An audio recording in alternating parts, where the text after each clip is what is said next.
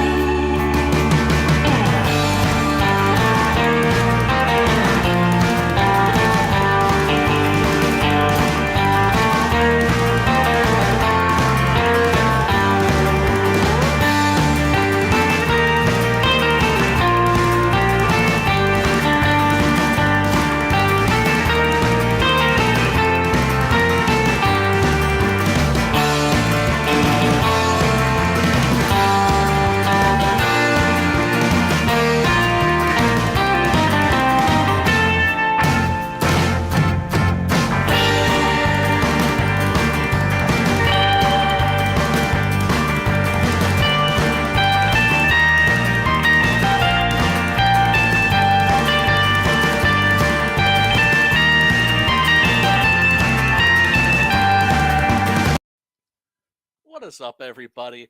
Uh, Wait a second. I'm sorry. I look like a damn jackass. Let me take this thing off. I mean, it's okay. I don't mind looking like a jackass if that's what I'm going for. I mean, I'll do anything for a laugh, but that does not look cool at all on top of the freaking headphones. What is up, everybody? It is Monday night, and welcome to this. It's the very first, it's the premiere episode of the Western Jamboree. The Jamboree, where what do? We talk about spaghetti westerns, of course. This is a companion stream, of course, to the horror movie club. Now, anybody who knows me knows that I love me some horror movies. I love me some westerns, but I have a special love in my heart for Italian horror films and Italian westerns and Italian cinema in general. Really, uh, I often say that if you were to put me on a desert island and tell me like you can only watch movies from one country from like the for the rest of your life, that country would easily be Italy because they had the dopest art films, that the dopest horror movies, the dopest westerns. Even like I'm fond of saying, even their trash was amazing. I especially love me like some Italian exploitation and trash and rip-off movies and that sort of a thing. But tonight we're not talking about a piece of trash. Tonight we're talking about a classic. We were talking about, of course, Sergio Corbucci's 1966 masterpiece, Django. Now, most of you are probably familiar with the name Django from Cretan Tarantino. I'm sorry, I'm doing it already. I can't help it. I got a little bit of a heart. Look, okay, I got a bias against Quentin Tarantino, right? People are like, "Oh, like you love Django. Did you see Django Unchained?" I'm like, "No, I don't. I don't. I really don't watch Tarantino's movies. Like, why not? Because I've seen them already. Because it's not like he's just taking inspiration from other directors. He's literally just cutting and pasting, and I'm just not a fan of cut and paste cinema, especially when you have access these days to the original stuff. Now, when it comes to Italian cinema, wow, man, uh, it took them a while to find their way. Took them a while to find their way, to find their own voice, because the problem with a lot of Italian cinema in the 20s, the 30s, 40s, 50s, of course, World War II, obviously, sort of put a, I wouldn't say like a stop to their film industry, but after the war, you had Italian neorealism, which is great, but at the same time, when we think of Italian cinema, we don't so much think of their neorealist films as we think of their very broad flights of fancy. Their fantasies, their peplums, their sword and sandal movies, uh, their horror films, their gothic horror films, and of course their westerns. Now, interesting thing about the Italian westerns, when they started out, they were imitations of the American westerns, and as a result, they weren't that interesting.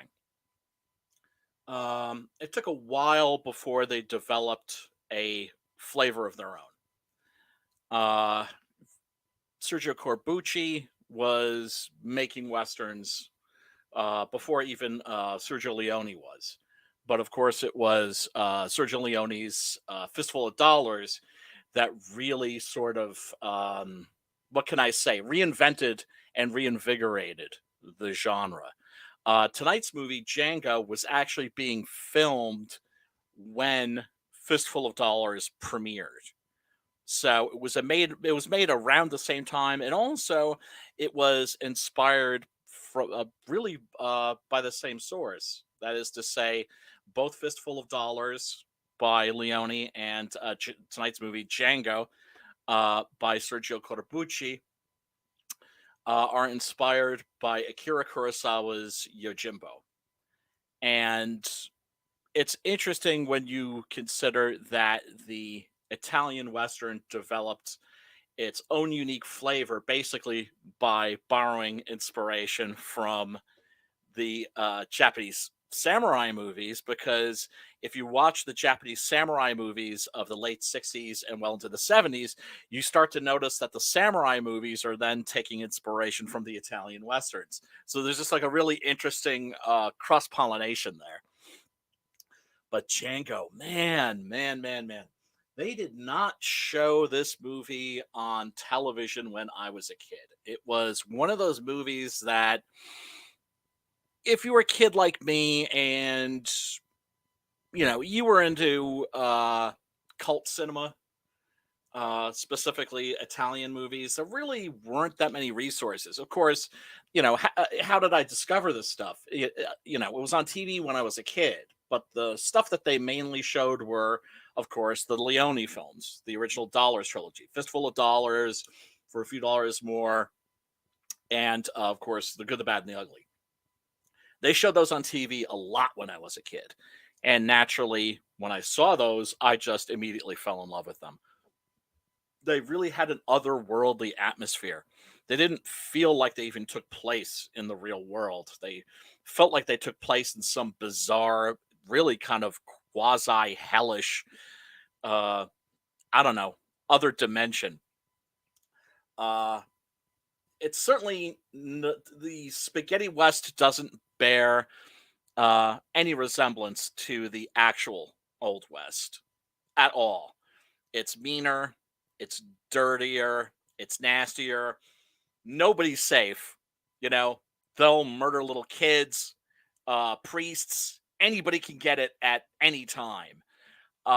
They're very hyper violent, which is why they were the subject of a lot of negative criticism when they first came out. As a matter of fact, let me bring up the dope ass intro that I just played. Actually, I don't think it's that dope. I think I'm going to redo it.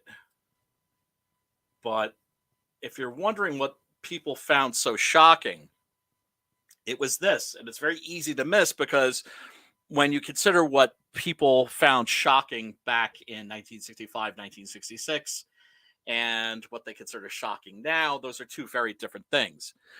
One of the things that's so interesting about tonight's movie, Django, is the fact that it's still really shocking, and it's still as I think Franco Nero himself said, it still has bite to it.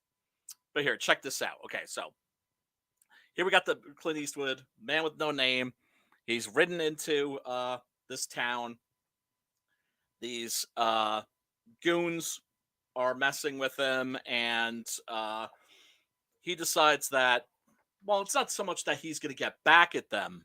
Um, if you've seen the film, you know that it's the same plot as Kurosawa's Yojimbo, where you have a town where there are two warring factions and a very unscrupulous stranger, played by Toshiro Mifune in the original, and here by Clint Eastwood, comes in, total opportunist, and he's going to play both sides. But here, check this out. This is what people found so shocking back in the Dizzy. I just missed it. All right. Here he is. He's blasting these goons. Now, what's so shocking about this moment right here? Boom, boom, boom, boom. All right, it's a Western, right? You've seen people get shot in Westerns many, many times. That's not like, I don't know, the Wild Bunch, or any of the westerns from the '70s where you would see like these big bullet squibs or anything. You know the you know, the you know the guys getting gunned down are all just going, oh, and falling over. What's so shocking about that? I'll tell you what's so shocking. What's so shocking is that you're seeing his hand with the gun firing, and the men, and that's in the foreground, and then in the background you're seeing these men twisting and falling and dying, and that had never been done before. And there was something about that just, I don't know, ticked people off. That was considered that made Western gunfights in these films more visceral. And if you've seen the original Yojimbo, that's pretty gory for pretty violent for a Japanese movie made in like the 1960s. I don't want to get too much into the history of Fistful of Dollars, because, of course, that's not the movie we're talking about tonight. But rather famously, Sergio Leone, saw Yojimbo, wanted to do a remake of it, and but told the producer, just like, hey, be sure and secure the rights from Akira Kurosawa. And I think the studio was Toho.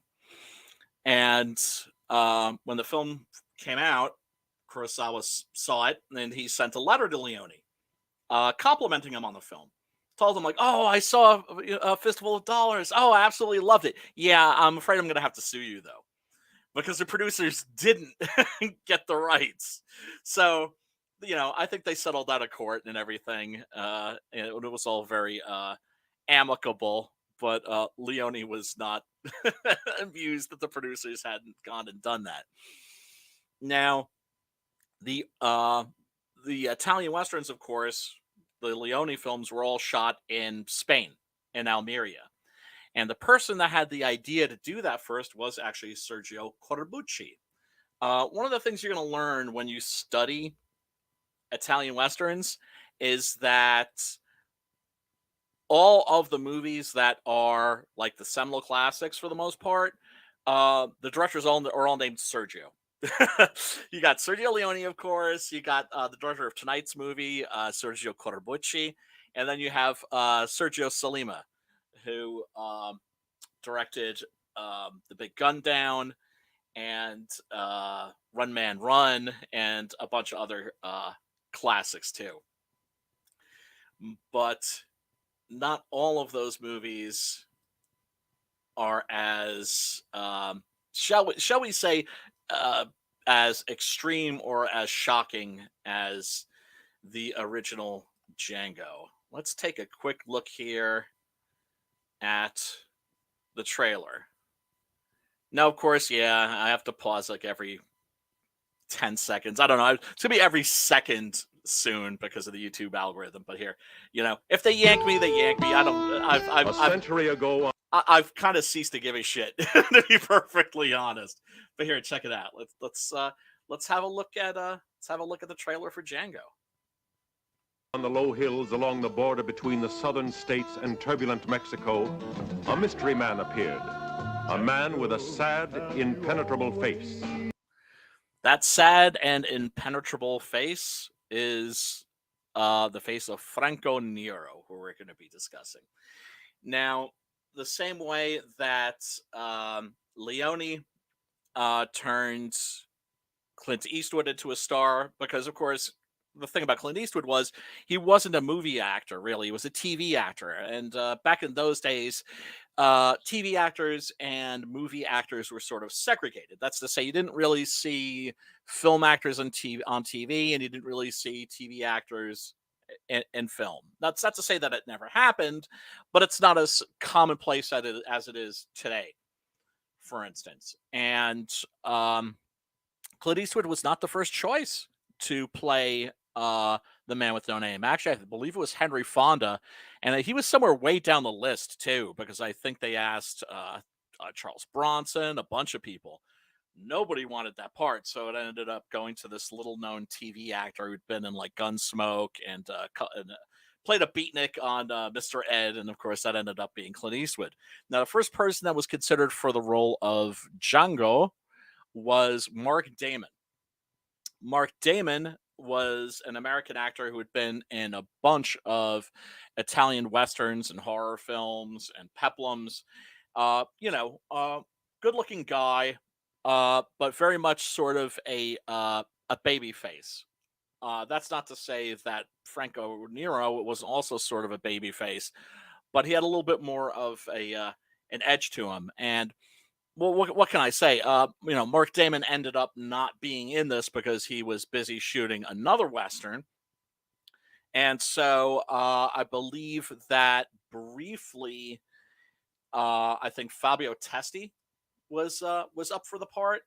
And then legend has it that Corbucci was filling up at a gas station, and the gas station attendant was Franco Nero, and that he hired him on the spot. I don't know how much truth there is in that, because Franco Nero had been in a few films. He played Abel in John Huston's The Bible, and a couple other pictures too. And I know that when he was offered the part of Django, he originally turned it down because he considered himself a serious actor. He wanted to do Shakespeare. He wanted to be a dramatic actor and not be in like little piddling westerns. He was like 23 years old at the time, right? He mocks his younger self when he talks about this, and how he was a little bit, I wouldn't say like an arrogant snot, but he kind of considered the Western genre a little bit beneath him at the time. And of course, it's highly amusing now when you consider how many Westerns Franco Nero appeared in, and also the love and very deep affection that he expresses for the genre. It's been a long Django! Django, have you never loved again? Now, I haven't seen it, but I am told that Tarantino also pilfered the theme song from this for Django Unchained as well. Mr. Originality. Live on, oh, life must go on. Okay, now you see, that's freaking metal right there. It's such a great opening image, because you've got, and this is actually also very much the opening image of Kurosawa's Yojimbo, where you see the back of the hero's head. What makes this so interesting is that as he's walking along, you see that he's carrying his saddle thrown over his shoulder, which means that his horse probably died on the trek there. But then the shot widens gradually, and what do you see? Homeboy's dragging. Again, love will live on. Oh, life must go on, for you cannot spend your life Regretting. There he is with those piercing blue eyes. Oh, hey, we got somebody hanging out. What up, Chrome Dog? What's going on, Brian? Well, I should say Dillard. I shouldn't say Chrome Dog. I can't help it, man. When people show, I'll change my name. Okay, all right. No, I mean you don't have to. Don't feel obliged to. But I'm ADD as fuck, so you might want to. This is the thing, right? We're fairly new friends, so I'm not. Yes. I shouldn't be switching it up on you this early. Right? That's perfectly fine, man. Don't worry about it. I always run a cash stream, if you know what I'm saying. How you doing, man? Who's this jack off? Who's this jack off? Yeah. How dare you? How dare you? How dare you, sir? How dare you call the one, the only, the original, the only Django, Franco Nero, a jack? Franco Nero. Franco Nero. What is he, Italian? Yes. And he was also the first Italian to star in an Italian Western, believe it or not. Oh, really? Yes, because before, like I was saying at the beginning of the stream, like the Italian Westerns, when they started out, they kind of didn't have an identity of their own. Mm-hmm. They were imitations of American Westerns. And I remember as a kid when I would see that they were obviously changing the names of the directors. They would change the name of the. Well, usually what they would do for the Westerns was they would hire an American actor to head up the cast. Right. And if they did have an Italian actor like Giuliano Gemma, they would change his name to something that sounded more America, like Montgomery Ford. Ah, it's a good name. It is actually, but nice strong name. Yeah, but it's we're talking about Giuliano Gemma here, who's like one of the great Italian Western actors. So unlike you, I have not seen this movie. Okay, but I have seen the new Django. Mm-hmm. These characters don't look alike. You notice that? Slightly different. He is in the Tarantino remake, by the way. Is he? Who does he play? I don't recall his face. I haven't seen it. Obviously, he's a lot older now. A little bit. I was looking for a guy in his 20-somethings. Okay. No. This is 1966, and he was about 23 years old here. Funny thing about him was, and I this kind of tells you what kind of like a long game player Franco Nero was. He would always do his own makeup, and he would put makeup around his eyes to kind of highlight his crow's feet, any kind of wrinkle. Mm-hmm. And the Italian directors would be like, Franco, I don't understand. You're a good-looking guy. Oh, why for you put this makeup on to make yourself look older? And he said, what I'm going to do is I'm going to put the makeup on to make myself look older. And then as I age, I'm gradually going to take it off. And then everybody's going to be like, that's a Franco. He never ages. It's a dedication for a joke, right? That's what. Well, not a joke, man. Not a joke at all. That's no, because he does. He absolutely he does in this still right here that you have in front of me. He looks like a very chiseled, mature man. Does not look 20-something at all. At all. No. And of course, he had those striking blue eyes. This is the movie that made him a movie star. Now, how many Italian Westerns have you seen? If you've seen any Italian Westerns, you've seen the Leone movies, right? Probably like one. Okay. Like I know I've seen the good, the bad, and the ugly. Oh yeah. Well, I mean, I pity the fool who hasn't seen the good, the bad, and the ugly. What was his secret? The interesting thing about the Dollars trilogy, by the way, is Uh-huh. that uh, that's basically a trilogy that's told in reverse.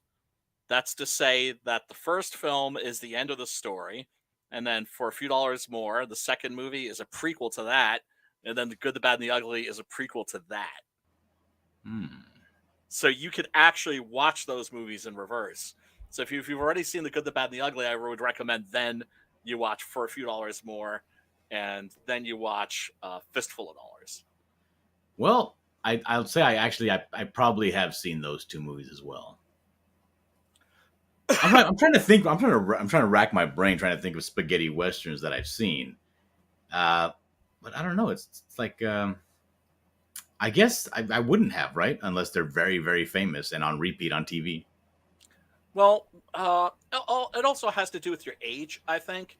I think if you're an older cat like me, you grew up seeing these movies on TV a lot. Hmm. Nowadays, not so much. I know a lot of like my younger friends, my millennial friends, for instance.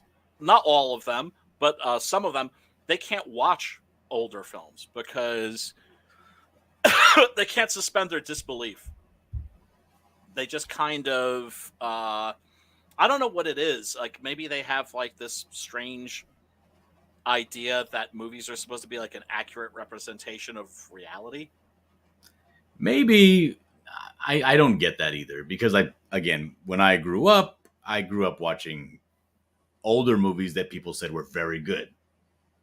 Right. Right. So like we never had new movies come out and we didn't go to the theater. So we'd go to the movie store and we'd rent a movie. Oh, where'd you grow up? And here in Southern California. Oh, okay. So we go to the Hollywood Video World Plus, whatever. We get a couple of movies, VHSs, take them back to the garage, pop them in the big screen, and enjoy ourselves. So I Oh, yeah. watched all of the older movies, right? Like all of the what you would consider like classics, right? Right. Seen them all. I enjoy them, most of them, for the most part. Don't ever ask me to say anything laudatory about Easy Rider. Go F yourself. Really? Worst movie I ever saw. Oh, come on now. Come on now. You need to Uh, take another look at that. You need to take another look at that. and I've seen Baps. Oh, well, I mean, you know what cracks me up? That is a real non sequitur. When people talk about like a certain film being a bad film, and then I'm like, that's not a bad film. They're like, oh, so you're saying it's great? I'm like, no, I'm not saying it's great. I'm saying Oh, like I'm saying it's not watchable. it changed the nature of American cinema. Not just American cinema, world cinema. It completely kind of reinvented the game. And So you agree it's bad, but it had good things about it. no, I'm not saying it's bad. I actually think it's brilliant. But that's me. You know, I mean, look. Well, you're a movie critic. I'm the layman, right? I'm the guy no. I'm I'm a that's out layman. I'm not a here. movie critic. I mean, how many spaghetti westerns have you seen? About 300. See, I've seen 4. Yeah, but that doesn't make your opinion any less valid than mine. Is my point. Oh no, it makes my opinion more valid. Yeah, there you go. I'm not lost in the forest, for the trees. I Right, can see clearly. right. By the way, do you know how many Django movies there are? No, I'm assuming 2. 85. Oh, that's terrible.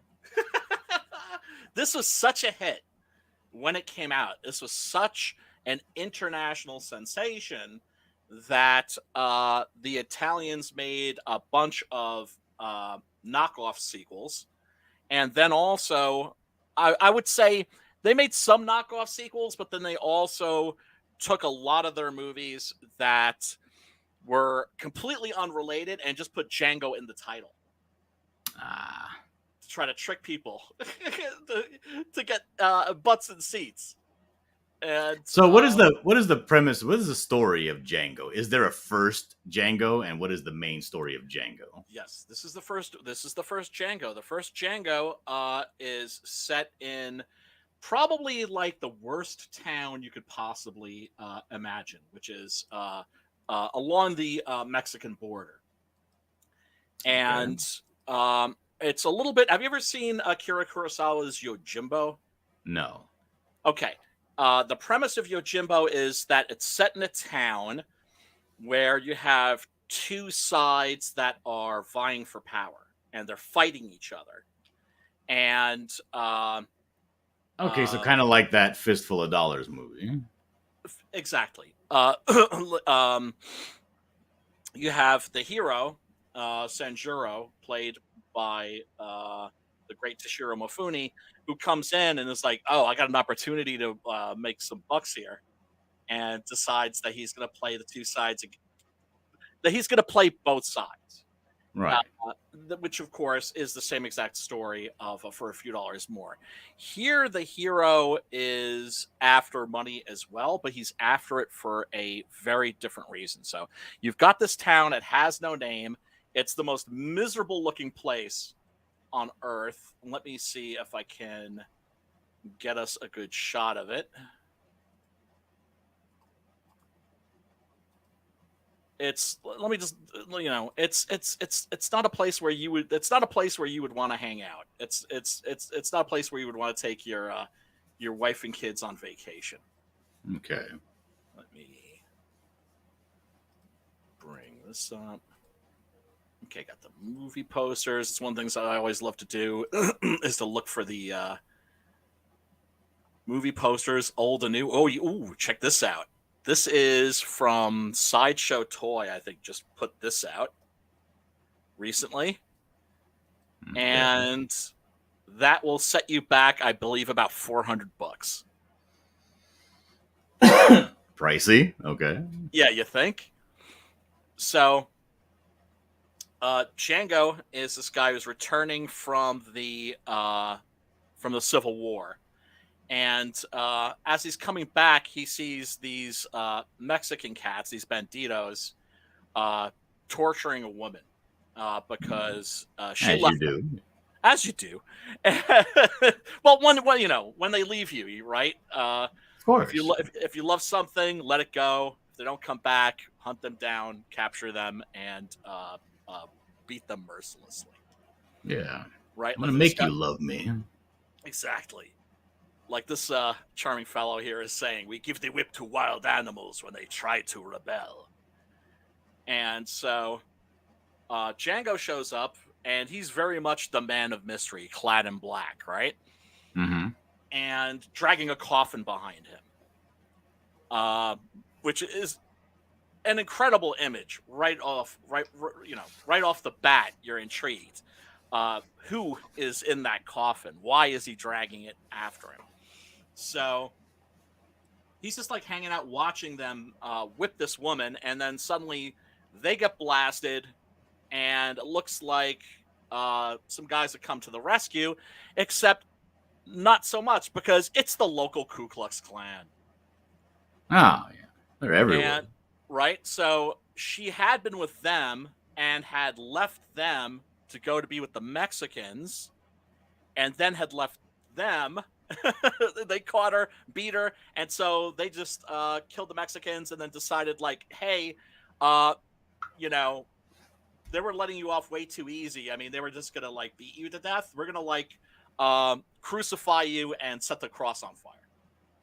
So we're gonna crucify you and burn you alive at the same time.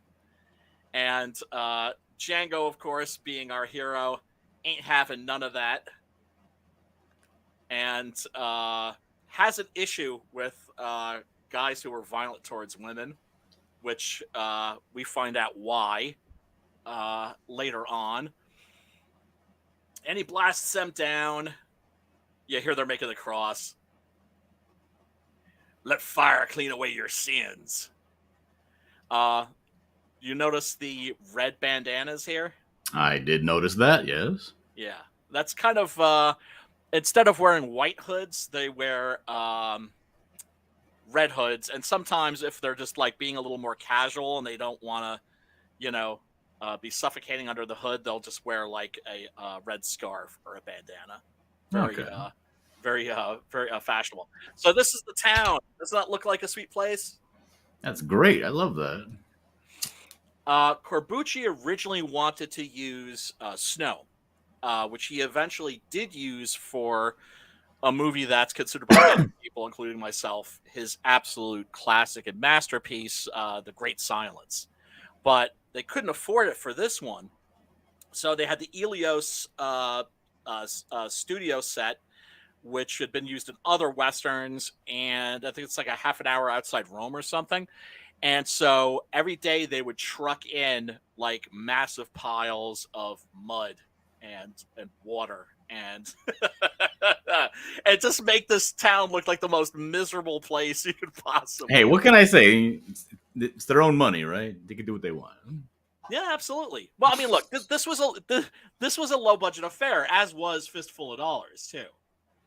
One of the things that's so interesting about the Dollars trilogy is you see those movies get bigger with each successive film. Actually, with all the Leone movies, the budgets just got bigger, the running times got longer, and and the movies he got, as opposed to Hollywood movies, those actually got better the bigger they got. So there's really nobody in the town but this guy who's basically a saloon owner slash brothel owner slash bartender slash pimp. And so you've got like a little collection of ho-ho-hos, ladies of ill repute that both the Mexicans and the Ku Klux Klan will kind of come in to the town and spend their money there. And the town is sort of neutral territory, although it doesn't stay neutral for very long. So Django brings the girl there. Her name's Maria. Brings her there, and that's like the last place she wants to be, because that's neutral territory for both of the sides that like hate her guts and want to kill her.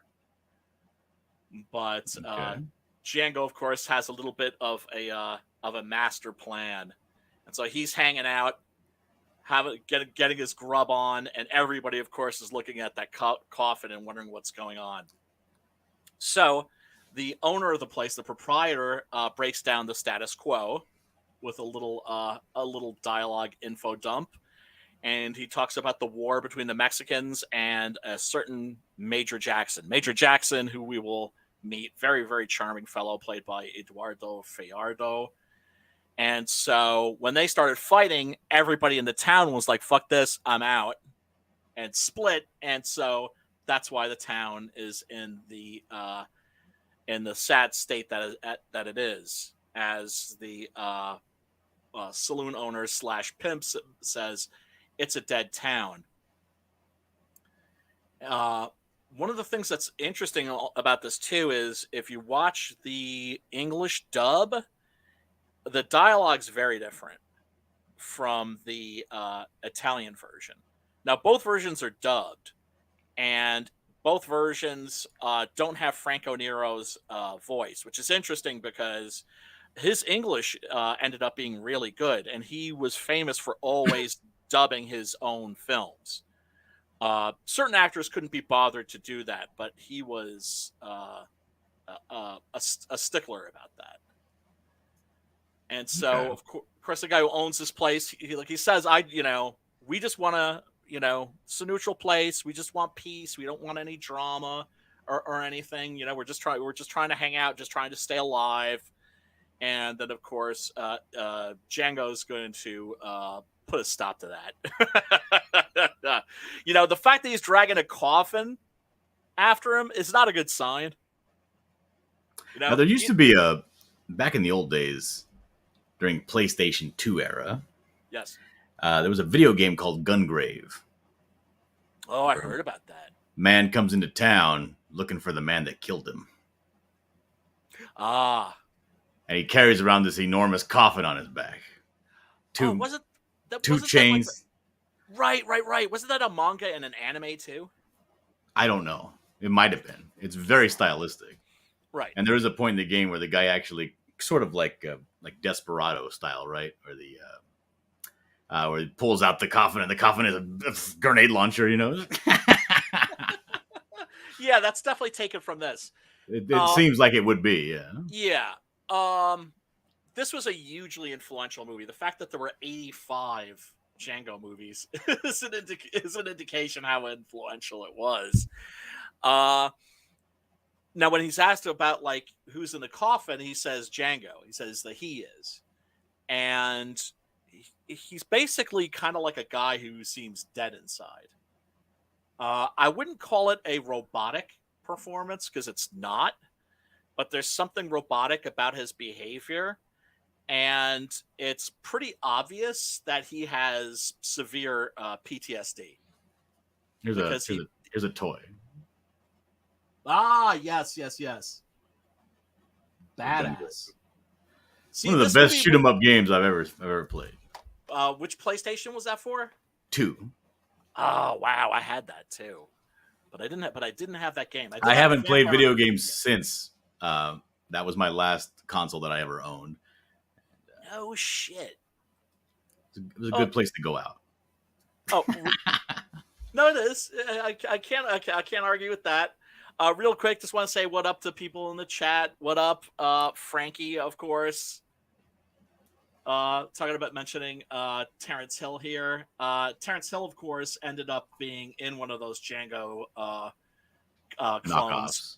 Yeah, Django Prepare a Coffin, and of course we got Phil. What up, Phil? Good to see you, brother.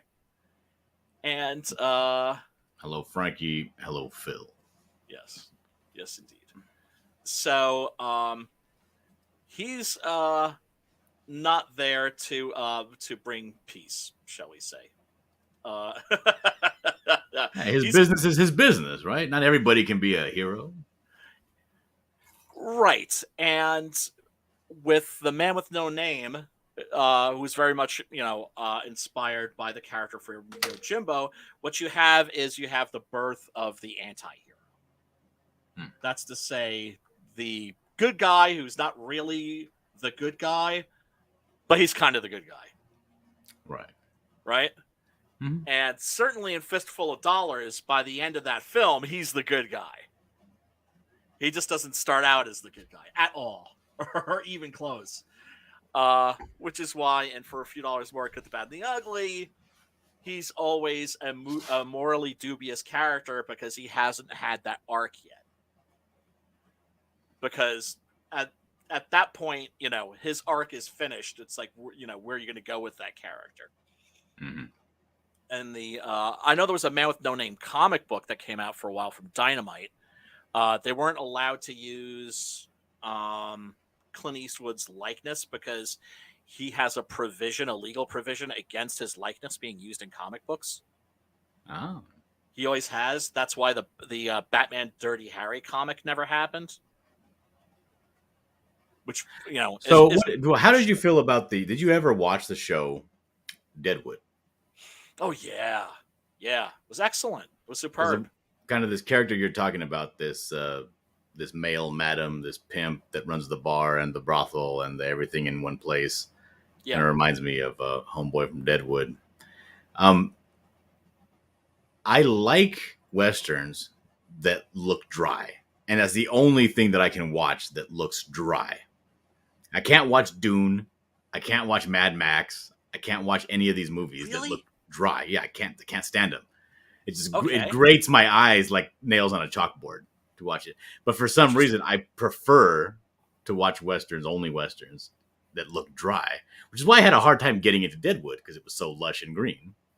Right, because it was a different part of America. Yeah. You're talking about Tombstone, for instance. The reason why Doc Holliday went there was because he had tuberculosis, high, dry climate. His doctors told him, you move there, you might live like an extra 5. He actually ended up living like another like 10 or 15, I think. When we think of Westerns, we usually think of deserts. We usually think of tumbleweeds. Yeah. The spaghettis, of course, were mostly shot. I've been to Italy, and I don't see a lot of. I did kind of go on a little tour, right? I was there for about 3 months, and we did a tour of a bunch of different cities. Never passed through a lot of what I would say, Western style looking backgrounds. Where was this stuff filmed at? This was shot at Ilios, which was a studio lot that was about a half an hour outside of Rome. Okay. but most of the films that you're thinking about when we think of the spaghetti westerns, those were shot in Almeria, Spain. And I think I mentioned earlier that Sergio Leone and Sergio Corbucci were working, I think, as like assistant directors on a Peplum. Peplums were sword and sandal movies, right? Yeah. Or gladiator movies. You like gladiator movies, Billy? That just went over a lot of people's heads, I'm sure. But Ever hang out near gymnasiums? yeah, there you go. Frankie says that Sicily has dry areas. Yeah, I mean, you can usually. Oh yeah, what was my point? Yeah, that Sergio Leone and Sergio Corbucci were hanging out, and they were kind of just like looking at the landscape where they were shooting this peplum, and it was Corbucci that said, "You know what? This could pass for like the Old West. We could make a western here." And then, of course, the first person to end up doing that was Sergio Leone, and this was being filmed actually when Fistful of Dollars was released. So these were pretty much kind of made around the same time. The main difference with Django was they didn't have a script. And that was one of the things that hamstrung a lot of Italian productions around this time, was they would often start shooting a movie without a script and then make it up as they went along. Now, every now and then, you got something magical that way. But if you watch an Italian Western from the 60s and you see a lot of people hanging out and they're not talking, you know what I mean? There's a lot of people just kind of looking at each other, sizing each other up, that kind of a thing. It seems like the plot is non-existent, or it's certainly not moving forward. That would be one of those films. For this, Sergio Corbucci actually, I think they stopped filming and then went and wrote the script and then came back and wrapped up filming. So Django, of course, showing that he's a badass mofo. This fellow comes in who is basically a Protestant priest for the Ku Klux Klan. He's like their spiritual advisor, you might say. And he sees that strangers coming to town, so he goes to check them out. And Django just kind of looks up at him and just spits a cork in his face. It's just like, yeah, what, son? Go get your boys. And then we get introduced to the lovely Major Jackson, who is a former Confederate major, obviously. The war is over, at least technically, but it's not over for him. And so he's gone back home after the war himself and is kind of entertaining himself by using Mexican peons as target practice. And this is just a really great, chilling scene. And it's one of the best introductions I think I've ever seen for a villain ever. Let's see if I have video for this. Am I making any sense? Are you getting a gist of the plot for this? Oh yeah, I'm following you completely. Okay. I do have to go though in about 4 minutes because I got to take my kid to ballet. And, okay. I got to get gas. It's at 6:30, but I got to get gas before I take her there, so I have to leave a little early. Ballet's tough, man. You need like mad crazy strength to do that shit. She's 4. She's fine. Aw. Basically, all they teach you is how to clap for your friends and sit down quietly. Frankie says a lot of these westerns were filmed in Spain. A lot of Italo-España collaborations. Yes. Now, as great as The Good and the Bad and the Ugly was, my favorite Clint Eastwood western is Two Mules for Sister Sarah. That's a good one. Is that a spaghetti or is that an American western? Pretty sure that's an American. Okay. Pretty sure that's an American. It's definitely not a Leone. A lot of people just think of all of the Clint Eastwood westerns from that period, or even into the 70s. They kind of lump them in with the Dollars trilogy, but they're very different. Who would know other than an expert? Well, no. Well, I mean, because they just feel different. They have a different atmosphere. Do you know what I'm saying? I know. Like, the Italian westerns, they just don't feel like, excluding the early ones. The early ones are imitations of American westerns. Those they're kind of bland. But it was with Fistful of Dollars and this, where suddenly you were like, oh, like this is something different. Like I haven't seen this before. And this movie was considered very shocking for the time in which it came out. And Jesus, dude, the brutality in this, I have to say, is still really brutal. It's got a weirder, crueler level of like surreal violence. That would be the best way to describe it. Here we're looking at Luis Rodriguez, who plays a villain in a lot of these movies. Like not like a main villain, always like a goon. And as a matter of fact, when I wrote Six Gun Gorilla, one of the characters, Scarecrow, is based on him. Like I sent my my friend, the artist, a picture of that actor. It was like, try to make it look make try to make Scarecrow look like this dude. And he did a bang up job, I have to say. A lot of these guys too were stuntmen. They were like Spanish stuntmen. And so it's great if you have a stuntman that can also maybe do like a little bit of acting, or at least not look awkward in front of the camera. So when, you know, they get blasted or something and take a tumble, you know, it just looks like that much more awesome. So these guys come in, decide to flex on Django. Django ain't having it. He blasts them. But let's Eduardo Friardo, Major Jackson, skate, because he's hoping he'll bring his boys with him. And does he bring his boys with him? Oh boy, does he bring his boys with him. As you can see, there's like this really great tracking shot right here. You can tell they roll deep. He literally has like an army of like 50 Klansmen. There's like more people in this shot than there are like buildings in that town. Yeah, they are. Yeah, they are. And yeah, and this is the most famous scene in the movie. Do you need to go or I do, but I've been waiting for the reveal of what's in that coffin. Okay. All right. Well, you're gonna find out. You're gonna find out right here because it's pretty dope.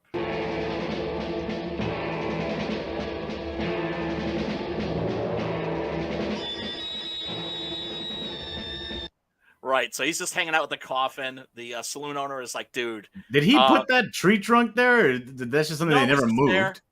It was just there, a place for like people just to hitch their horses or something. And so he's just like using it as cover for the time. Now the build-up in the scene is absolutely fantastic. Also, I have to point out the score to most of the famous Italian westerns. Most of those were by Ennio Morricone. This one's by Louis Bacalov, who was the guy that you got if you couldn't get Morricone. And holy shit, he did a great job.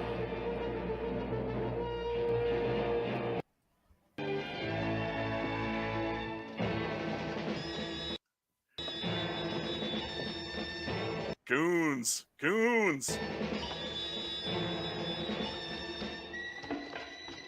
So, shit, looks like they got homeboy. But then, of course, we know he's got an ace up his sleeve because, after all, he basically invited them. And just, from an aesthetic standpoint, I don't know how you feel about this, Dillard, but I think that the Red Hoods are kind of an improvement. Yeah, it's a little less... it's a little more comical. garish.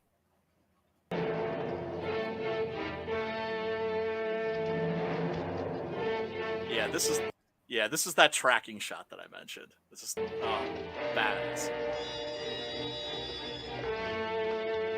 It's like I just love it because it's just like as the camera's moving along, it's just like revealing more and more and more of these guys. It's like the whole Wu-Tang Clan showed up. I hear tell that the Wu-Tang Clan ain't nothing to fuck with. No, definitely not.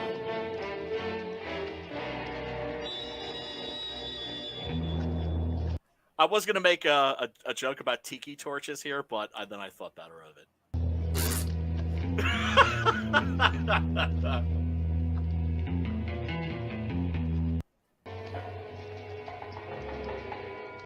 But of course, we got to find out what's in that coffin. And this nosy whore. Understandably, I mean, she doesn't know what he's up to, and Homeboy just like dragged her there, which is like the last place that she wants to be. She's not safe in that town. Even though, of course, he assures her, like, "Don't worry, no, I'm not going to allow any." Well, she's not safe harm from to come. retribution of Christ, too. She's your chosen profession. Well, yeah, but let's not forget the people that Jesus loved the most were the people that needed him the most. That's untrue. That's untrue. Everybody knows Jesus loved the little children the most. Oh, that's right. You're right. This guy. But here's the big reveal. Oh shit.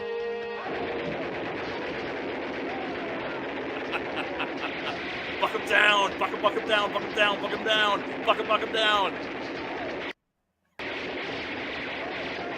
Oh, and Frankie's asks, was this the film where Tarantino took the ear slicing scene from for Reservoir Dogs? Yes, it is. Yeah, I mean, like I was joking when I was promoting the stream on the Twatter. I was just like, you ever wonder where Tarantino got all of his ideas from? Yeah, it's from this movie. Dumping them in ditches, man. 187. I almost said a bad word. 187, dumping up in ditches. Fat Nina for the player hating bitches. What up, Matt?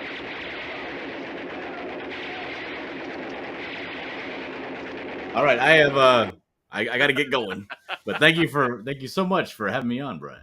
Oh, dude, really quick, let people know where they can find you, my friend.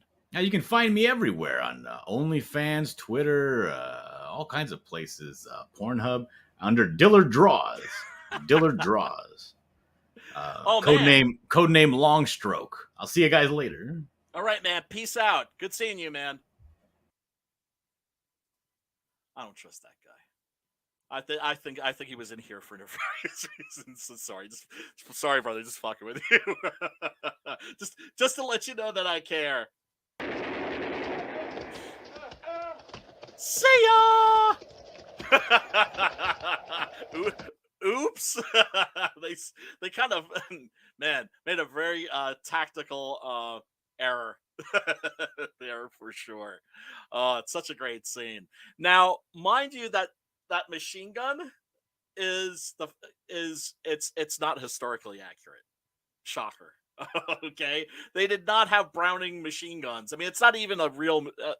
It's not even a real machine gun. That's to say, that's a prop that's designed like to fire blanks, not real bullets.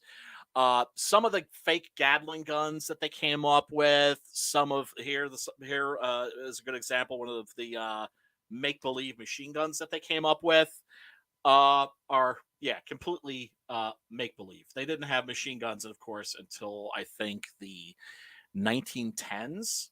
I mean, the Old West, of course, I believe is officially about, I think, 1866 to, I want to say 1920 is the general time frame for the Western and for the Old West. And I think the first machine gun was it the Matrix gun? I think it was called. No, I'm sorry. It was called, I think, the Devil's Matrix. And the guy who created the first machine gun was a pacifist and believed that if he created a weapon that was so horrible like that, that nobody would dare use it, and that it would create world peace because it would be a weapon that would be too horrible to use. Yeah, a guy with very noble intentions, but didn't really understand much about humanity. That's for sure. Frankie says, I kind of figured that time period would have been hand cranked and a lot slower. Yeah. But what's interesting about this movie, and actually all of these movies, is that whenever I see historical inaccuracies, they never bug me. They never disrupt the film or pull me out of the film, because you feel like this isn't the real Old West. This is like, I don't know, this is the Spaghetti West. This is the world of the Italian Western is its own sort of thing. And the good, the bad, and the ugly, for instance, if you've seen that in the second act of the movie, they need to blow up a bridge, and that's being fought over by the Confederacy and Union forces. And this is in Texas. The Civil War was never fought in Texas. In fact, the Civil War really wasn't really fought in the South for the most part. Not to make this about Six Gun Gorilla again, but one of the reasons why the characters decide that they're going to stay in Texas is because they're just like, the Civil War is going on. We want to be as far away from that as possible. They're stylized Westerns. Very much so. Let me see. By the way, everybody in the chat, thank you so much for hanging out. I am going to try not to go too long because I know my boy Luke is running a stream right now. I try not to stream over my friends, but be aware, I think he's streaming right now. So, if you want to go check out his stream, do so. Wait, why am I in the spirit of camaraderie? That's what I'm not telling you to go watch somebody else's stream, but in spirit of camaraderie, Lucas is on right now. I forget who it is that he's whose book it is that he's taking a look at, but it's always good to have options. So Franco bucks them down, dumps them in ditches, and then of course we get it's one of the things I love about this movie too. It never stops moving. It has a constant forward momentum. There's always something happening. Like I said, it's a low budget movie, so you don't have the scope of something like The Good, the Bad, and the Ugly, where it's this massive spectacle. Everything here is very contained. It's very confined. You don't have that many locations. And that gives the movie a kind of claustrophobic, oppressive air. This is one of the Italian Westerns where that I would quickly and heartily recommend to any friend of mine that's a horror movie fan, especially anybody that's like an Italian horror movie fan. I'd be like, go check this out. It it does fit into the category of what I and others would define as the weird Western. And then, of course, we come to the infamous ear-cutting scene. And I do believe I have video for this because, of course, well, here, let's check it out. What happens is the leader of the Mexican Bandito gang has captured the priest for the Klansmen, for Major Jackson and his boys, who are pretty much all dead now. I think maybe like 5 of them escaped. The rest of them, they're like human fertilizer at this point. But this scene is worth taking a close look at, because this scene is, I believe, the reason why Django was banned in England for 25 years. It's a quarter of a century. You could not watch this movie in England. It was not available. Not only did it not play theaters, I think it came out on home video in 1993, and that version may have been edited. This scene is also what got Django a 18 certificate rating in its native Italy, and so the censorship board was like, "You need to cut out the ear cutting scene. It's too violent." And so the producer conveniently forgot to do that. And the rest is history. So yeah, these um these cats cut off homeboy's ear, and this is the thing that's really disturbing about this. It's not just the ear severing, it's that they force him to eat his own severed ear. That's where it's like, really, Sergio? Even a guy like me that loves his gore, is this like really homeboy? So yeah, they just stuff his ear down his gullet and turn him loose, and then like think better of it. And here, of course, he knows that he's going to get shot in the back. Yeah, this was the scene that, of course, inspired the ear cutting scene in Reservoir Dogs. And once again, it's just like, I was watching this movie last night, and I have multiple copies of this. This is one of those movies I have in pretty much every format, I think. I don't own it on VHS anymore, because I gave my VHS collection away to my friend Chris. Chris, if you're out there, you're listening, what up, homeboy? Much love to you. But I do still have... Also, I've got the Blu-ray, but the Blu-ray I think is on loan to a friend, but I do still have 2 of the DVD editions. Here's the original Blue Underground version, which has bitch and picture disc there, and then also, what's this? Another disc called The Last Pistolero, which is a nice little like 30-minute interview with Mr. Franco Nero himself. Then also from actually wait, this is Blue Underground, so this was the later one. This is the first version that came out, because this is from Anchor Bay. William Lustig, the guy who directed Maniac and Maniac Cop and Maniac Cop 2 and Maniac Cop 3, was the guy who was putting these out, and would find beautiful prints of these movies. And this is great because it's got a little card there. That's kind of cool. But it's also got a little booklet here with the liner notes,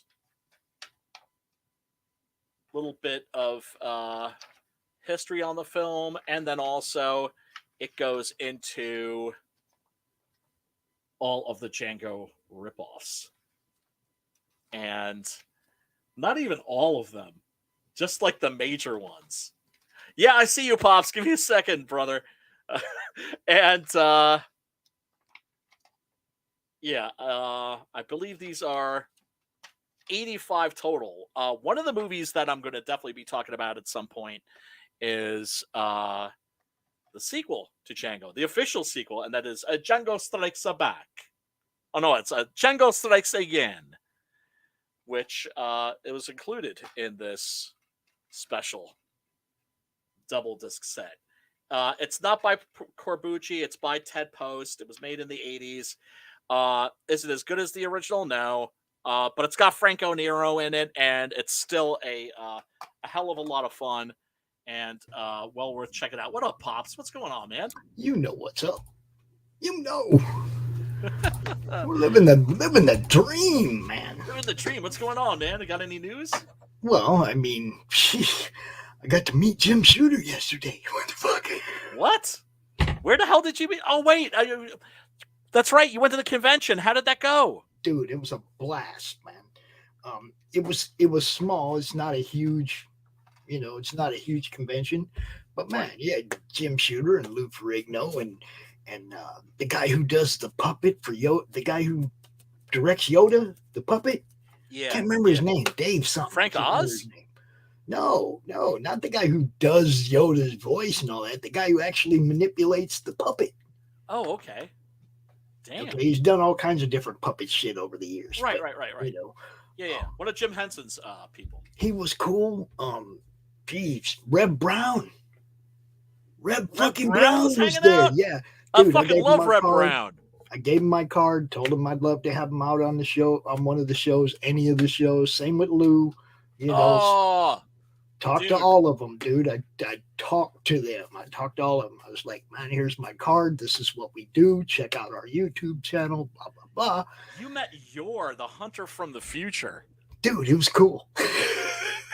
Was he? Was he chill? They were all cool, dude. It was even really... Ferrigno, because I heard bad things about Lou.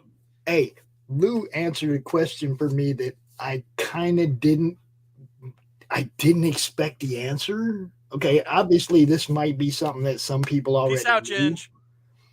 I mean, the answer to the question might have been something some people already knew, but I didn't. And when I asked him, he's like, his answer was kind of based. And I was like, oh, shit. We'll talk about it afterwards because until I get him on the show, I'm not going to speak his words. I'll let him speak his words. You know what I mean? All right. He was so cool, though. I mean, he really was. He talked to me. I wasn't one of the people in line that paid, to get a picture with him or anything. But he talked to me. He took my card, Hopefully, we get him on one of the shows. What's up, Matt, Ginge, Frankie? What's happening, everybody? How you doing? Yeah, everybody. Thank you so much for hanging out. I really do appreciate that. I'd have been here earlier, but we had Drunk 3PO on RJ's channel. Oh, did you? Yeah, we were talking about his campaign. He's got a graphic novel right now. So does he? I didn't know that. Yeah, he does, man. Nice. So, you can go check that out on our channel after this is over. Go check it out. Most definitely. So what are you talking about here, man? What did I miss? Talking about Django, man. The original Django. From didn't this movie set a record? Did this movie set a record? I don't know what. And well, the body count's off the charts. No, I was thinking more of like a certain word being said. No. Oh wait, no. You're thinking of the Quentin Tarantino remake. Oh, okay. This ain't the remake. This is the original. Cool. All right. Right. Yeah. It does have like a chapter of the Ku Klux Klan in it. Right. But there aren't any black people. There's just like Mexican. There aren't any black people for them to hate on. There's just like Mexican people for them to hate on. And and hate on them they do.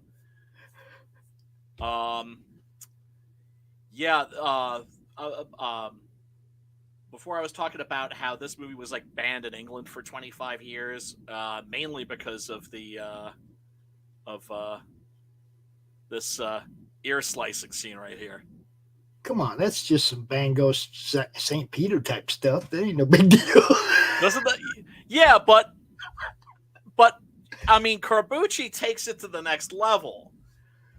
This is one of those movies that's like, it was shocking when it came out. It's still kind of shocking.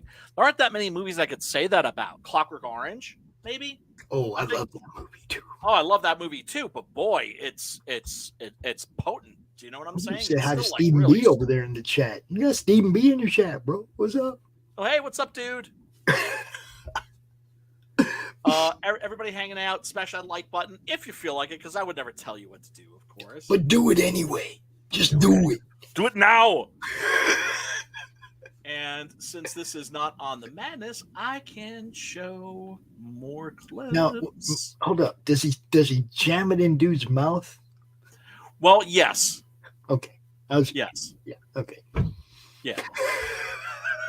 There you go. Is that does that qualify as jamming? Wait. Well, make him eat it. Same thing. It's like not even Quentin Tarantino went that far because he knew that shit would get an X rating. but yeah, this is. I mean, I don't think it's just this. I mean, the whole movie's is pretty violent. The climax to this also is just absolutely insane, just completely off the hook. But let me play a little.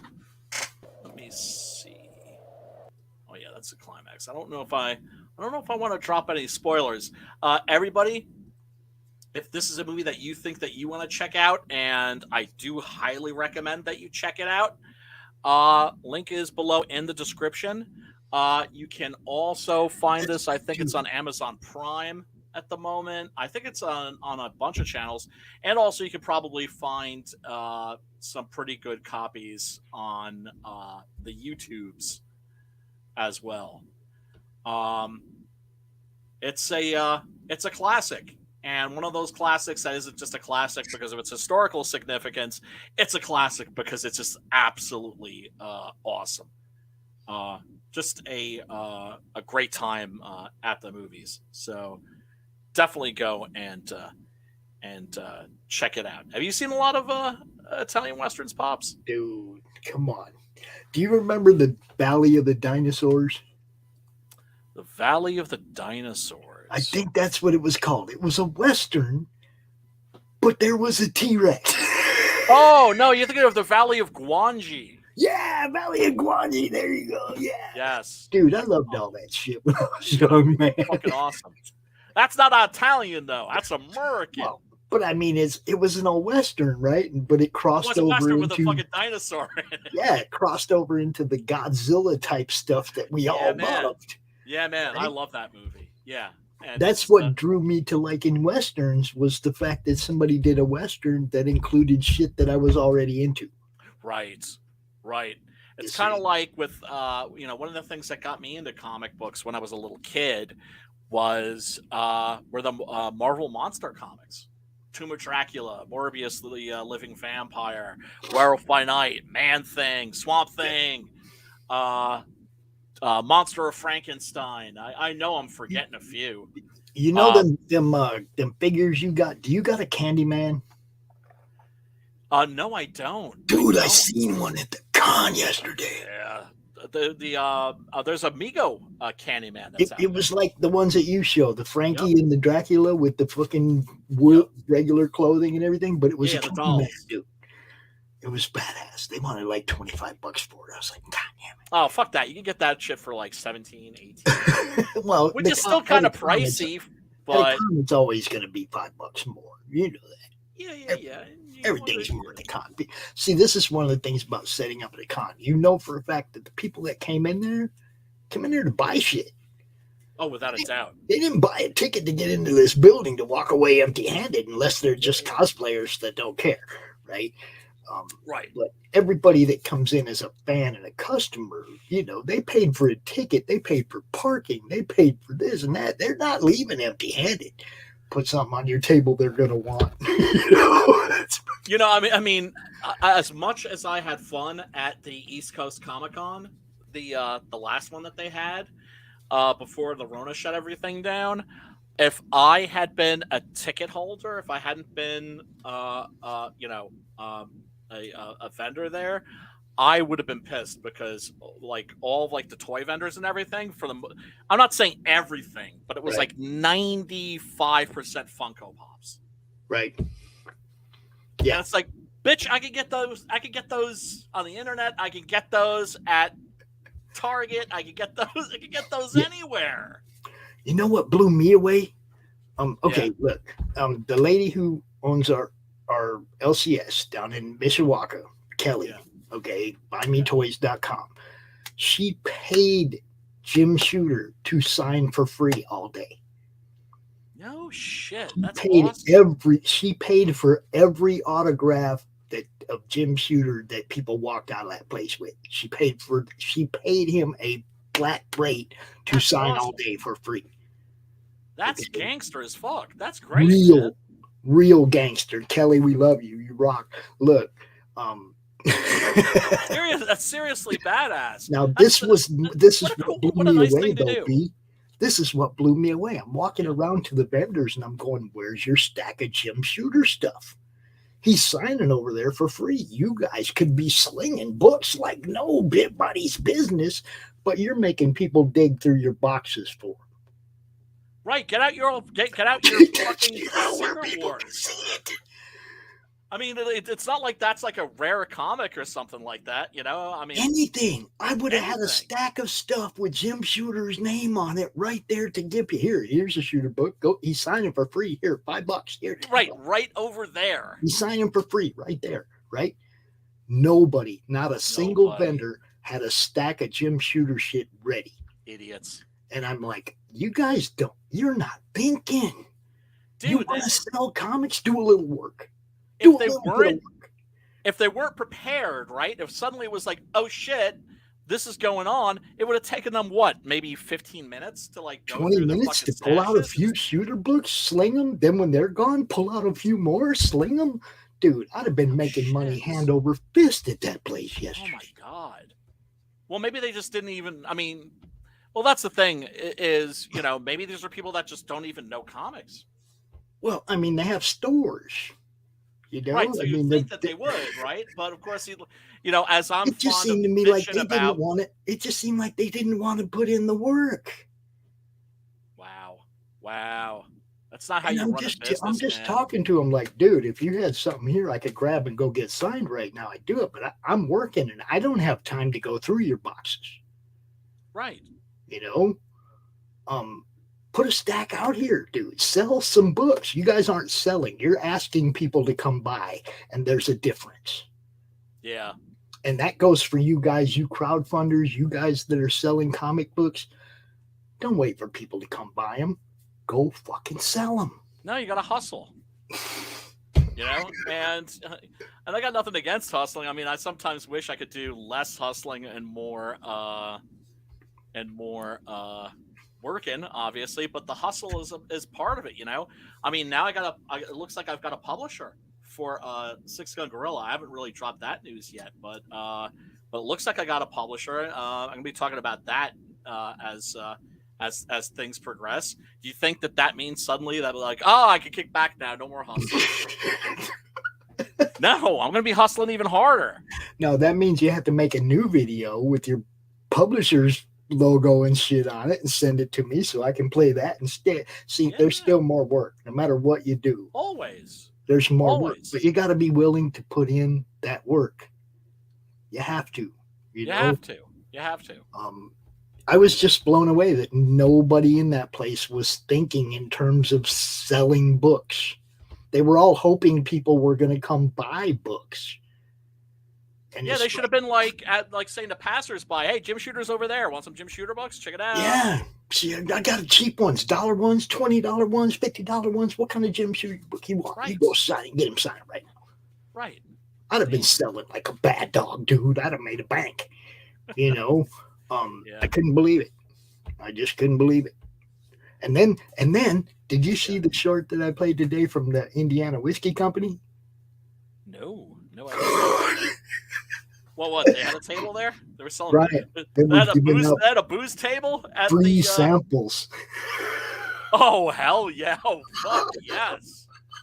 Oh, that's awesome! Oh hell yeah, man! Yeah, we're gonna bring them on probably as a sponsor. We're gonna start showing their ads. They were really cool people. They have different flavors whiskey. They got a cinnamon whiskey and a peach, or not peach, a maple and a chocolate. And they had a bourbon that had the Hall of Heroes logo label, right, for the con, right? You know, I mean, they thought ahead. Oh, dude. The smartest thing, like one of the smartest, most, I would say one of the savviest vendors I've ever seen was at the East Coast Comic Con. This was a outfit that sold root beer, right? And root beer in different flavors. And if you gave them like $10, they would give you a metal cup, right, with bottomless refills. So everybody was walking around with that convention with that freaking cup. Everybody. The problem with those cups that bothered me, because I seen them, they had one of those in Savannah where, they had copper and steel, all the different mugs that came, and they were selling their stuff. And it was like, man, there's no lids on them cups. Right. All these tables got badass shit on them. And there's people walking around with soda with all it takes is one jostle. Bam, there goes, you know what I mean? It's like, I'd be afraid of getting roofied. I'm just saying, for you guys that make them cups, make lids. Put lids on them cups. Steins. Yeah. It's not a bad idea. Somebody's table is going to get root beard really bad. And they're going to be bad. And their shit was awesome, too. They had a diet that didn't taste like diet. It's probably because it wasn't diet. They probably just said it was diet. But yeah, man, I just remember thinking, like, get back to your movie, people. Like, I don't want to interrupt that shit, but okay. I'm still pretty high from yesterday, dude. That's awesome, dude. No, it's good to see you. And seriously, man, looking forward to. Damn, that'd be awesome if you got Rep Brown. You're the hunter from the future himself, dude. And the movie people we send to the movie shows, right? Right. Hell yeah. Oh man, I would love to have him on to talk. Oh my God, we could do Robo War. I told them we have a horror movie club show. I said we soon we're gonna have an action movie club show. We'd love to have you come out. That's right. Yeah, Sim and Morgine. Yeah, I forgot to. Yeah, I forgot to ask Sim about that. Yeah. Well, he's like working on that launch on the 10th. Right. And then I think after he gets launched, then he'll probably want to fire the show up so that he can use that on the premiere to talk about his just launched book. That's what I would do. No, makes sense to me. And speaking of which, let's see, bring this up because naturally, since I don't have a guest to can I do one plug? Yeah, of course. One plug real quick. Yeah, of course, dude. Naturally. You know how I wear the compression gloves because I got finger problems, right? Oh yeah. No, I wear those too when the weather is like cold. Look what I found. What you got? Green Relief R3. Hemp glove. Oh yeah. You got weed gloves for your hands? I got weed gloves, bro. That's awesome, man. That's badass. They feel way better than, I like the other ones helped. Yeah. These ones, when I take them off, my fingers don't hurt. Oh, that's great. It's like when I take these off and get ready to just chill after I get away from the mouse and the keyboard and everything, I take them off. My fingers don't hurt. That's awesome, dude. Glad to hear. Who's that guy? Glad to hear. Yeah, everybody, just in case you didn't know, I got a little campaign going for a little book called Six Gun Guerrilla, Long Days of Vengeance. And currently, the current campaign is for the Volume 2 trade paperback. So, link is in. 7118? What was that? Rolling. Yeah, getting closer to that 10K stretch goal. When we get to that 10K stretch goal, then we can do the Doc Salem, Doc Alpha, Six Gun Guerrilla crossover Ashcan, which should be pretty badass. And, of course, Preston's really busy right now. He's working on so much stuff, but hopefully going to have some fresh art to show off sometime in the near future. So link is in the description, people. Go check it out.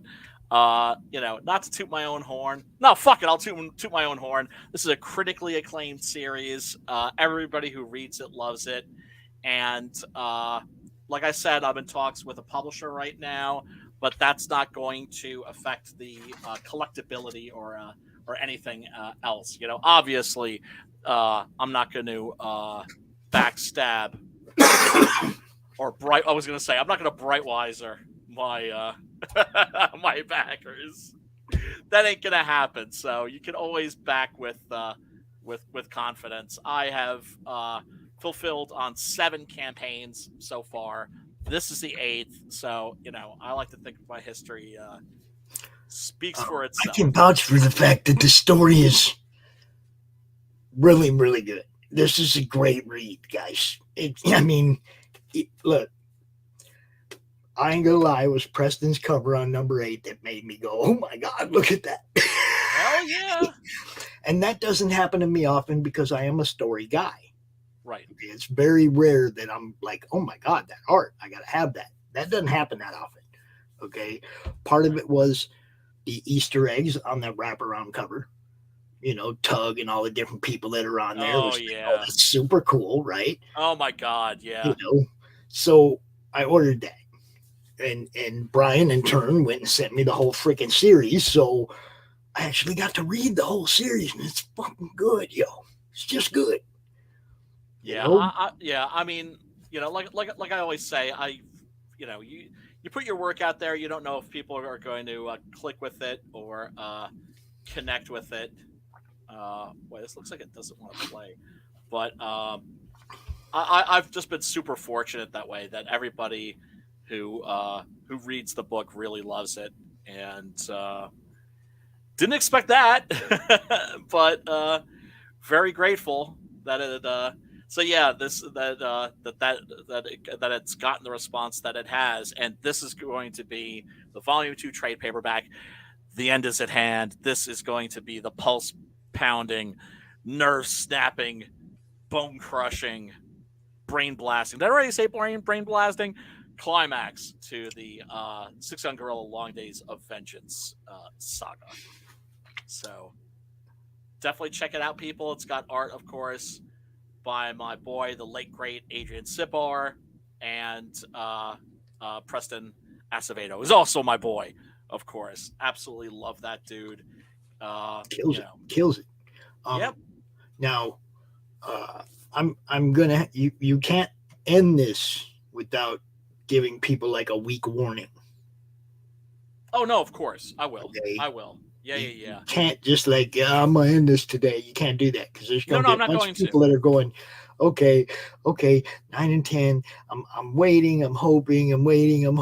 I'll have some money I can spend on it. And then when you say, look, you got a week left, then motherfuckers find the money. Oh no, I would. No, dude, I've run enough of these campaigns. This is my 8th campaign, homeboy. I know what I'm doing. And I also understand. I'm just thinking for myself.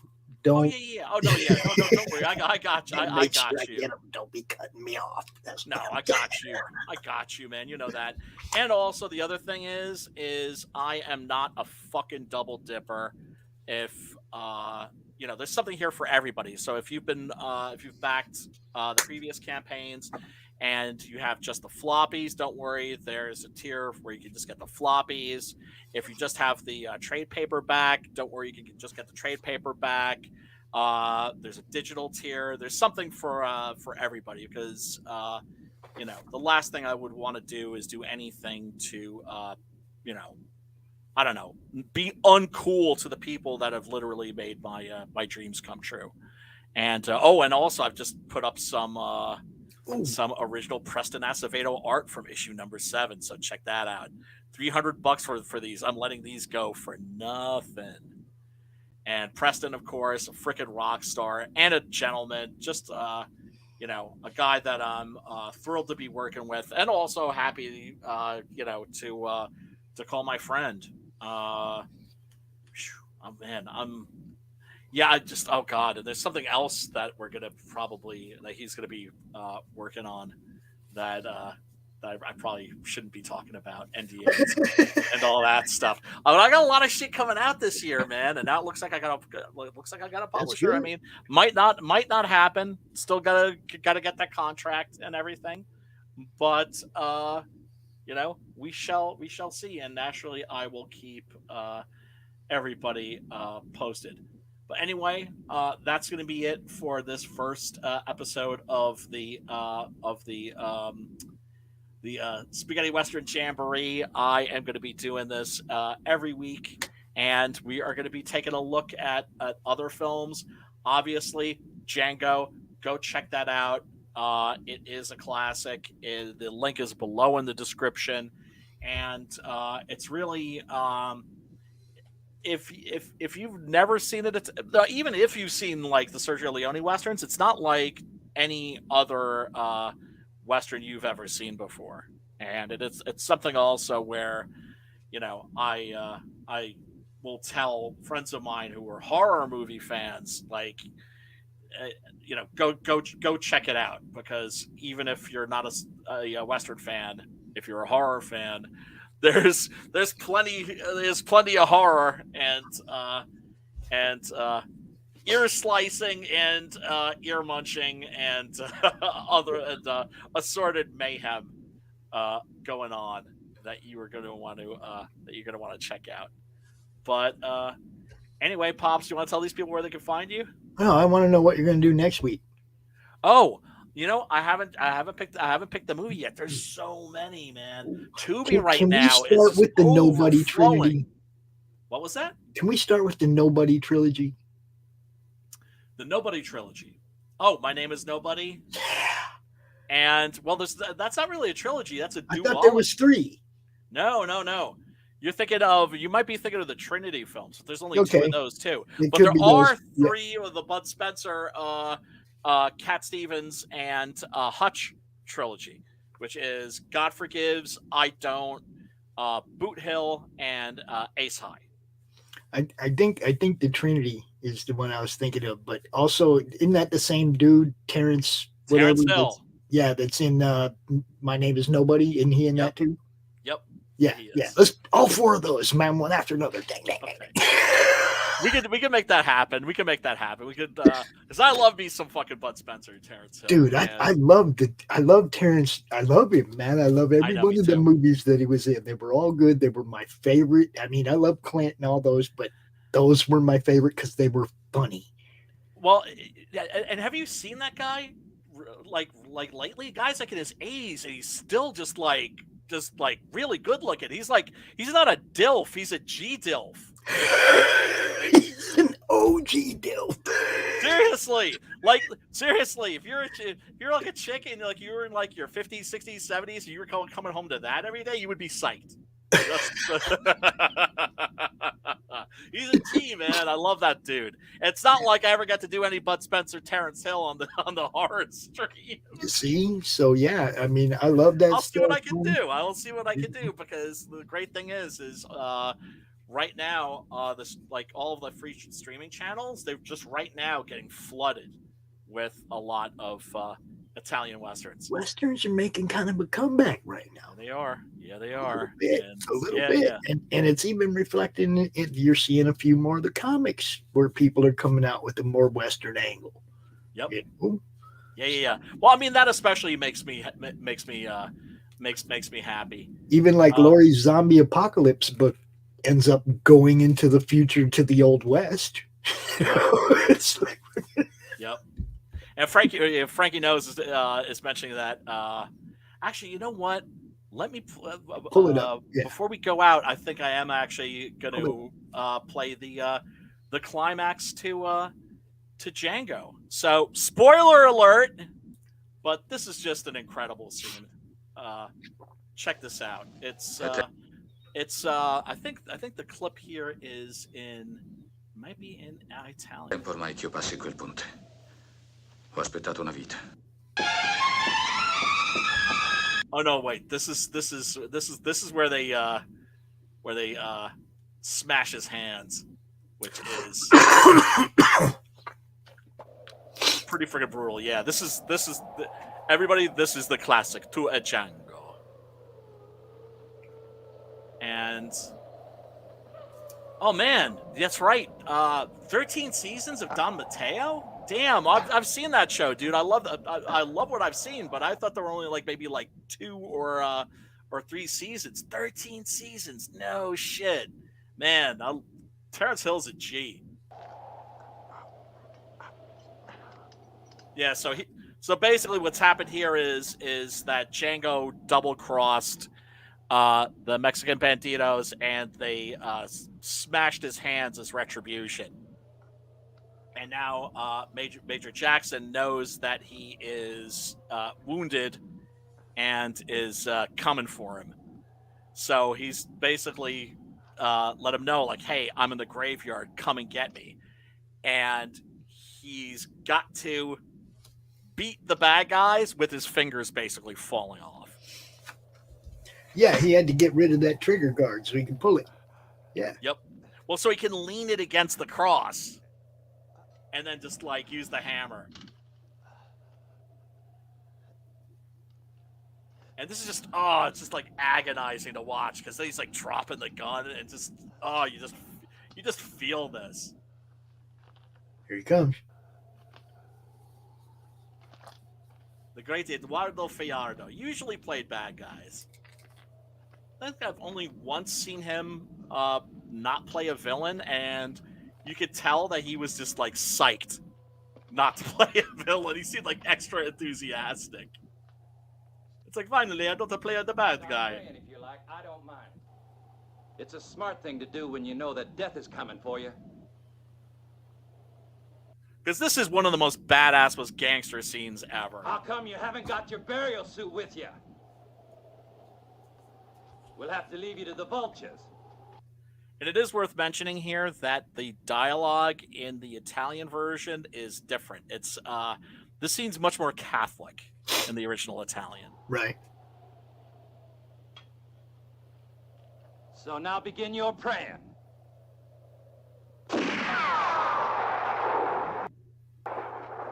I can't hear you.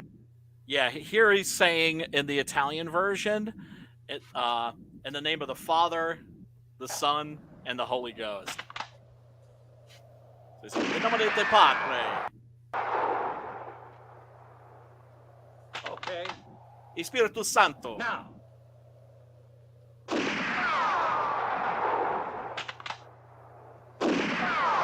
Can you hear this? See ya! And fuck you, my man! Badass. If only there was 7 bad guys. Django, Right. you must face Oh. another day. It's like, oh man. It's like one of the most gangster scenes ever. It's just like with his fingers practically falling Yep. off. He just like he still Now prevails. you'll over. And here's that final shot that Frankie's Blood all over the gun and just watching it. The sun. I'd have been picking up that rifle. I don't know. Might be easier to manipulate that.